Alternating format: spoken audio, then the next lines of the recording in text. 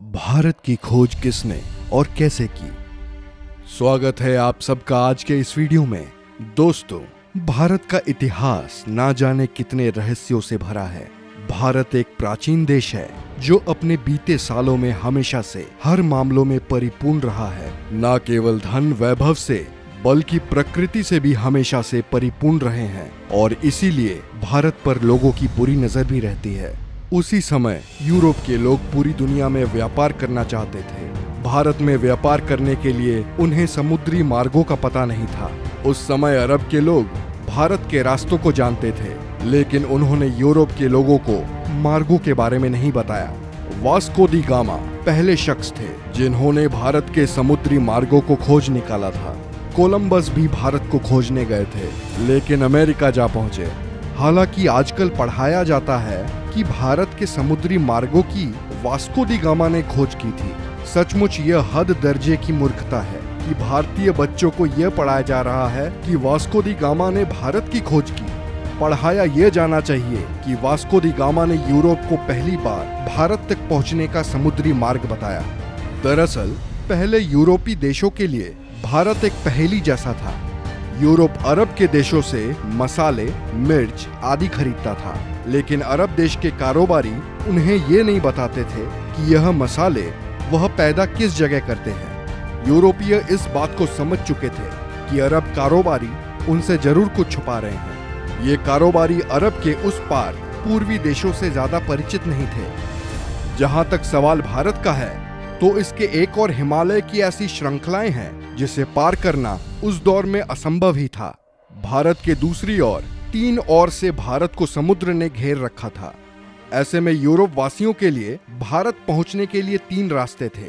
पहला, रशिया पार करके चीन होते हुए बर्मा में पहुंचकर भारत में आना, जो कि अनुमान से कहीं ज्यादा लंबा और जोखिम भरा था। दूसरा रास्ता था अरब और ईरान को पार करके भारत पहुंचना, लेकिन यह रास्ता अरब के लोग इस्तेमाल करते थे और वे किसी अन्य को अंदर घुसने नहीं देते थे। तीसरा रास्ता समुद्र का था, जिसमें चुनौती देने वाला सिर्फ समुद्र ही था। वास्को दी गामा एक पुर्तगाली नागरिक था जो पेशे से एक नाविक था। इसका जन्म 1460 ईस्वी में पुर्तगाल के साइनस में माना जाता है। उस समय में अरब के लोग यूरोप में मसाला बेचा करते थे जो वो भारत से लाते थे। यूरोप में इन मसालों की मांग बहुत ज्यादा थी, इसीलिए यूरोप के लोग भारत जाकर मसाले लाना चाहते थे, लेकिन उनके लिए भारत जाने का रास्ता दुर्गम भरा था। उन्हें भारत जाने के लिए ईरान, अफगानिस्तान होकर जाना पड़ता था, जो काफी खर्चीला और कठिन रास्ता था। उन्हें ऐसे मार्ग की आवश्यकता थी जो भारत कम समय में ले जाए। ऐसा मार्ग केवल समुद्र के जरिए ही संभव था। वास्को द गामा ने भारत के इन रास्तों की खोज करने की ठानी और इस ऐतिहासिक सफर पर निकल पड़े। वर्ष 8 जुलाई 1497 में वास्को दी गामा ने अपने साथियों के साथ भारत की खोज के लिए रवाना हुए। उसके जहाजी बेड़े में 4000 और 170 के करीब आदमियों का दल था। सबसे बड़े जहाज सेंट गैब्रियल पर वह खुद था। सबसे पहले वो अफ्रीका के अंतिम छोर कैप ऑफ गुड होम नामक स्थान पर पहुंचा। उसके बाद वह अफ्रीका के ही एक राज्य मोसम्बा आया, जहां के राजा ने उसकी मदद की और उसे एक अरब नाविक दिया जो भारत का रास्ता जानता था। वास्को दी गामा भारत कब आया? वास्को दी गामा अफ्रीका महाद्वीप का चक्कर लगाकर भारत के कालीकट बंदरगाह केरल पर पहुंचा था। 20 मई 1498 की तारीख थी जब वास्को दी गामा भारत के कालीकट बंदरगाह पर पहुंचा। भारत की खोज का यह सफर करीब 10 महीनों का रहा। भारत आकर वास्को दी गामा ने स्थानीय राज्य के राजा से व्यापार का समझौता किया। उसने कई प्रकार के मसाले खरीदे।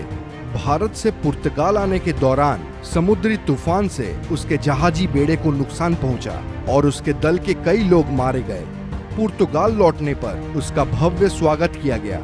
अगली बार भारत आने पर उसने कालीकट के राज्य पर आक्रमण कर दिया और कत्लेआम लूटपाट की। वास्को दी गामा ने यूरोप के लुटेरों, शासकों और व्यापारियों के लिए एक रास्ता बना दिया था।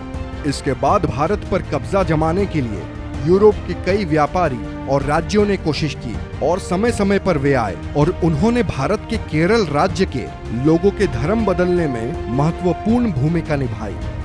पुर्तगालियों की वजह से ब्रिटिश लोग भी यहाँ आने लगे। अंततः 1615 ईस्वी में यह क्षेत्र ब्रिटिश अधिकार में आया। 1698 ईस्वी में यहाँ फ्रांसीसी बस्तियां बसी। फ्रांस और ब्रिटेन के बीच के युद्ध के काल में इस क्षेत्र की सत्ता बदलती रही।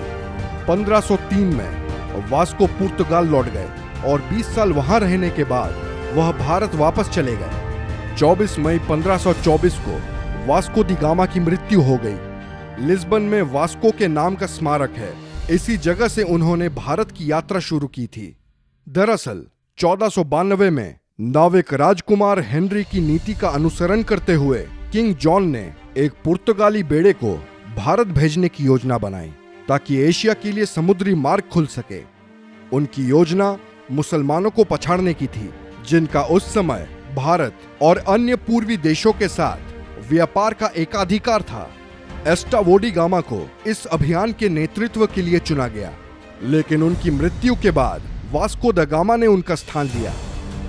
ये कहना कि भारत की खोज कब हुई महज एक बेतुका सवाल है। भारत किसी की खोज का मोहताज नहीं है। इस देश का इतिहास कुछ हजार या लाख नहीं, करोड़ों साल पुराना है। वैसे आप लोगों को क्या लगता है, क्या भारत की खोज का श्रेय एक व्यक्ति को देना सही है? अपने व्यूज हमें कमेंट सेक्शन में बताएं। वीडियो अच्छी लगी हो तो लाइक करें, शेयर करें और ऐसे ही अमेजिंग वीडियोस के लिए हमारे चैनल को सब्सक्राइब करें। मिलते हैं अगले वीडियो में।